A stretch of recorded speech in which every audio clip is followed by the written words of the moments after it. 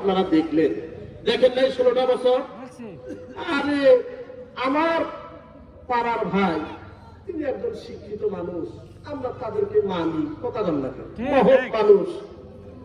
যখন একটু বিচার সালিশের মধ্যে এদেরকে আমরা নিয়ে আসি, আমরা তো গরিব, গরিব না, কথা বল লাগে, গরিব না, যখন বিচার সালিশের মধ্যে এদেরকে আমরা দাওয়াত দিয়ে নিয়ে আসি, এরা না ওই পক্ষের চুঙ্গি খায় থাকে। আপনাদের এলাকায় চুঙ্গি বলে না, কথা বল না কেন? চুঙ্গি খায়, খায় না আপনার পক্ষে হয়, বড় বড় কথা, কথা বলেন না, কানে কানে ওই দিক দিয়ে কি কয়ে আসলো, আসে আপনার পক্ষে গুলো টাকাও খেলে, আছে কিনা? এরকম বাটপার আছে না? এই বাটপারদেরকেই যদি আবার ক্ষমতায় নিয়ে আসেন আমার ভাইরা, যেরকম কপাল পুড়ছে, আগামী তো এইরকম কপাল পুড়বে, কথা কন ঠিক কিনা? নিয়ে আসবেন এইরকম চুঙ্গি খোরকে ক্ষমতায় নিয়ে আসবে? দেখতে চান? আরে মসজিদের ইমামকে ক্ষমতায় বসান, কথা কন না কেন? মসজিদের ইমামকে মেম্বার বানান, চেয়ারম্যান বানান, এমপি মন্ত্রী বানান, কথা বলেন ঠিক কিনা? শুধু ইমামদের পিছনে নামাজ পড়েন, কিন্তু ওই ইমাম ভোটে দাঁড়ালে ভোট দেয় না, কথা বল না। বাপ মারা গেলে আমার বাবার জানাজার নামাজটা আপনি পড়েন, আপনার মতন আল্লাহর ওলি আর কেউ নাই, কথা কয় না। আমার বাবা মারা গেছে, আপনি একটু আমার বাবার লাশের পাশে কোরআনটা পড়ুন, বলে কি বলে না? আমি একটু বাড়িতে মিলাদ করে নেবো, আপনি একটু দোয়া করুন, বলে কি বলে না? কেন ইমামের দ্বারায় দোয়া করে নেন? কেন নেয়? নিশ্চয় ইমাম নেককার, ভালো মানুষ, সৎ মানুষ। তাহলে এই সৎ মানুষটা ভোটে দাঁড়াইলে আপনারা ভোট দেন না কে? কথা বল না কে? কেন ভোট দেন না আপনারা? আমার কথা বোঝেন নাই? বোঝা যায়? আমার মনে হয় এইভাবে কথা বললে আপনারা ভালোভাবে বুঝতে পারবেন। হ্যাঁ, আমার ভাইরা, আগামীতে কিভাবে মেম্বার ইমাম সাহেব হয়, মৌলবীরা হয়, এই চিন্তা ভাবনা নিয়ে আসে। কথা বোঝা গেছে? মেম্বারে দাঁড়াবে, চেয়ারম্যানে দাঁড়াবে, এমপি মন্ত্রীতে দাঁড়াবে, এদেরকে ভোট দিয়ে সংসদে বসাবেন। ভোট দেওয়া যাবে না? কথা কোন যাবে না? আমরা কোরআন দিয়ে রাষ্ট্র দেখতে চাই, কথা বলুন, কোরআন দিয়ে রাষ্ট্র দেখতে চাই।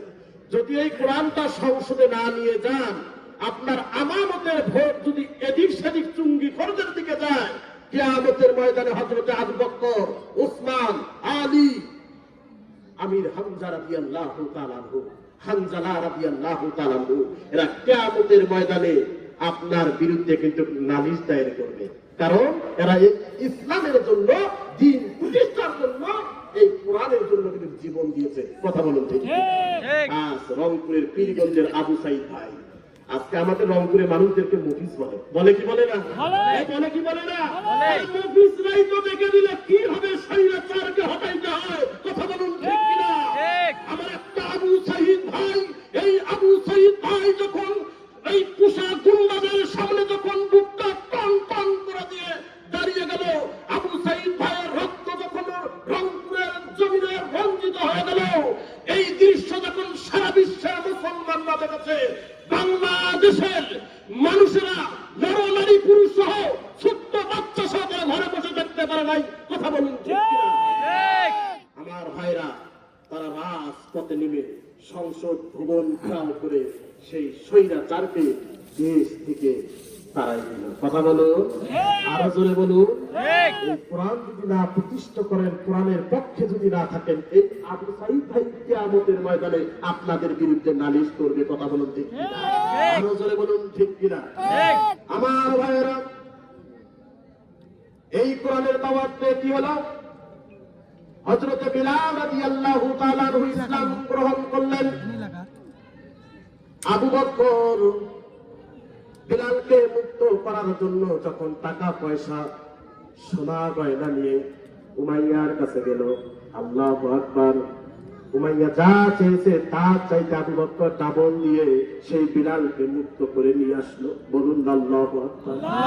বিলালকে যখন বিশ্বনবী মুহাম্মদুর রাসূলুল্লাহ সাল্লাল্লাহু আলাইহি ওয়াসাল্লাম দেখলেন, আল্লাহু আকবার, বিলালকে দেখার পর দেখতেছে পা থেকে মাথা পর্যন্ত এমন কোন জায়গা নাই যা অমুসলিম উমাইয়া তাকে আঘাত করে নাই, বলুন আল্লাহু আকবার।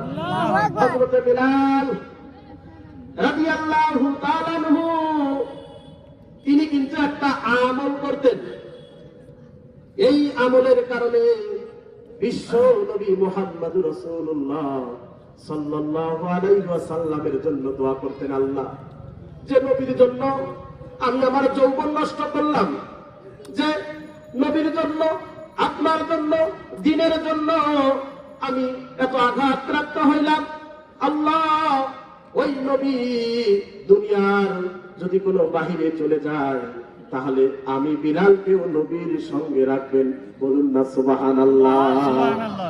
হযরতে বিলাল রাদিয়াল্লাহু তাআলা এইভাবে দোয়া করলেন।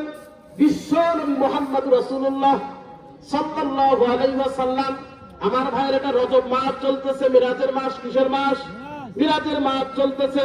লম্বা ঘটনা, আমি এই দিকে যাব না, বিলালের ঘটনা বলবো। আমার ভাইরা, বিশ্ব নবী যখন 7 আসমান পাড়ি দিয়ে যখন সিদরাতুল মুনতাহা বা আরশে আজিমের দিকে চলে গেলেন, আমার ভাইরা আপনারা জানেন বিশ্ব নবী জান্নাত জাহান্নাম পরিদর্শন করছেন, কথা কোন ঠিক কিনা? বিশ্ব নবী মুহাম্মদ রাসূলুল্লাহ সাল্লাল্লাহু আলাইহি ওয়াসাল্লাম যখন জান্নাতের গেটের মধ্যে দাঁড়িয়ে গেলেন, বিশ্ব নবী জান্নাতের গেটটা দেখে এত আল্লাহ তাআলার প্রশংসা আদায় করলেন, আল্লাহু আকবার। কারণ জান্নাতের গেটটা পুরোটাই বিশ্ব নবীর নাম দিয়ে সাজানো, জোরে জোরে বলুন সুবহানাল্লাহ। বিশ্ব নবী জিবরাইলকে ডাক দিয়ে কয়, ভাই জিবরাইল, আল্লাহ আমাকে এত ভালোবাসে, আল্লাহ আমাকে এত ভালোবাসে, আর জান্নাতের গেটটাই তো দেখতেছি আমি মুহাম্মাদের নাম দিয়ে সাজানো, জোরে জোরে বলুন সুবহানাল্লাহ। বিশ্ব নবী যখন জান্নাতের মধ্যে প্রবেশ করলেন, জান্নাতের যে দিকেই তাকায় সেই দিকেই দেখে যে শুধু মুহাম্মদ আর মুহাম্মাদের নাম দিয়ে ডিজাইন করা, জোরে জোরে বলুন সুবহানাল্লাহ। আমার ভাইরা, বিশ্ব নবী যখন আরেকটু আগালেন, আগার পরে দেখলেন কিরে পায়ের শব্দ শোনা যায়, আমার আগে আগে কে যেন জান্নাতের মধ্যে হেঁটে হেঁটে যায়। বিশ্ব নবী জিবরাইলকে ডাক দিয়ে বললেন, ভাই জিবরাইল। বিশ্ব নবী ডাক দিয়ে বললেন, ভাই জিবরাইল, আমার আগে জান্নাতে আরো কেউ এসেছিল নাকি? বিশ্ব নবী বললেন, না, কিয়ামতের ময়দানে জান্নাতের গেটের চাবি তো থাকবে আপনার কাছে, আপনি জান্নাতের গেট না খুললে কোন মানুষ জান্নাতের মধ্যে প্রবেশ করতে পারবে না। আপনার আগে জান্নাতের মধ্যে কে ঢুকবে? তাহলে আমার আগে জান্নাতের মধ্যে কে হেঁটে যায়? পায়ের শব্দ শুনতেছি। বিশ্ব নবী মুহাম্মদ রাসূলুল্লাহ সাল্লাল্লাহু আলাইহি ওয়াসাল্লামকে বললেন,